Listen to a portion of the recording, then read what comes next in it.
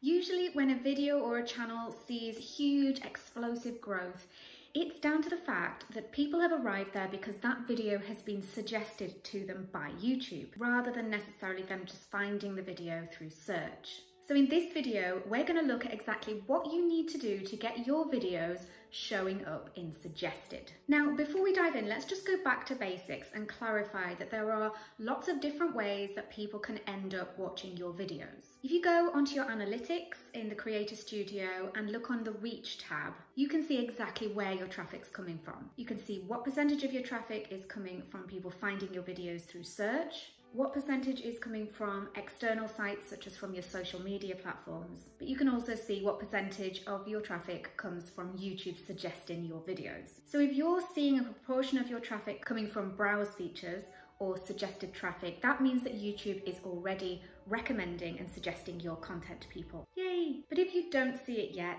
here's what you can do to make sure that you're getting some traffic from YouTube suggesting your videos. It helps to take a step back and look at what YouTube's ultimate goal is, and therefore how we can keep the algorithm happy. YouTube makes its money from ads. It wants viewers on the platform for as long as possible so that they can see as many ads as possible, and they can therefore make as much revenue as possible. So the first obvious thing to do to get YouTube suggesting and recommending your content is to increase that all-important watch time on your channel. If YouTube sees that people are watching a good chunk of your videos, it'll make an assumption that people are enjoying it, and that if they suggest more of your content to that same person, they'll enjoy that too, and also watch a good amount of those videos.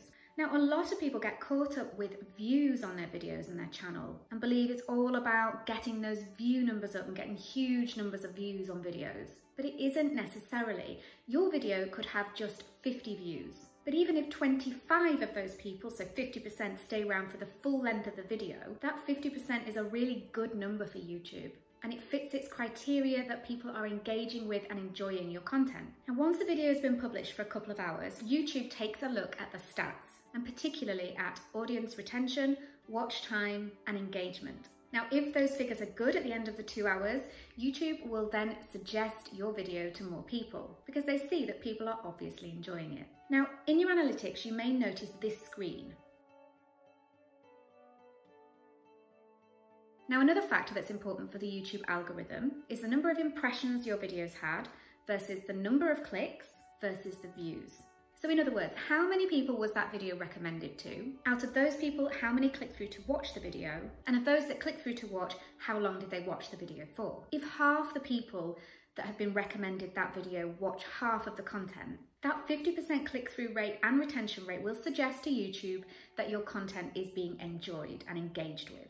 So the likelihood is it'll push it out to more people. On the other hand, if those 50% of people only watch 30 seconds of your video, YouTube may not be so inclined to suggest it to more people. So remember, it's not necessarily about viewer numbers, it's about that all-important watch time, the retention rate, and how long people stick around. It's also whether they're engaging with your video. Are they liking? Are they commenting? Are they subscribing? These are all important factors in giving YouTube clues as to whether your content is high quality and whether people are enjoying it, and therefore should it show it to more people. It's also a really good idea to help YouTube work out what your content's about, so it knows better who to serve your content to in suggested. And that's why it's a really good idea to optimize your videos. To choose a keyword or phrase that any particular video is centered around, that's relevant to your video and that's used to optimize all the different parts of your video, such as your title, your description, and your tags. Now catch this playlist right here, which takes you through everything that you need to know to optimize your videos using Tubebuddy. Now, of course, Tubebuddy sponsors these videos, but I would not be recommending this amazing tool if I genuinely didn't rely on it myself on a daily basis, which I do. Tubebuddy has amazing features such as the keyword research tool, the tag research tool, to help you work out which keywords and phrases are going to give your content the best chance of ranking in search. Now, there's a link in the description just below this video. Go click on it and you will receive a 3-month free trial of Tubebuddy, unlock all of these amazing features and allow you to experiment with all that's available to help you give your videos a better chance of being found in search and also suggested by YouTube too. For example, sometimes you'll notice in YouTube that you've typed in a particular search query such as how to make homemade pasta. Now, next time you go onto YouTube, you might notice lots of different videos popping up all about how to make homemade pasta from different creators, or slightly different titles and topics, but around that theme of making homemade pasta. That's because YouTube knows that you're trying to find an answer to a particular question, and it wants to serve you the content that is going to help give you the answer to that question. So in your videos, if you're answering a question, that's why it's so helpful to let YouTube know what that video is about so that it can use your video to help answer people's questions. So to sum up, it's about focusing on increasing the watch time on your channel, remembering that YouTube wants to maximize the time of any user's viewing session. And if you can do that, YouTube's far more likely to push your videos out to more people. And also to make sure that you're optimizing your videos so that YouTube knows who it should suggest your videos to. Now do check out the playlist coming up on the next screen, which is going to talk you through exactly how to do that.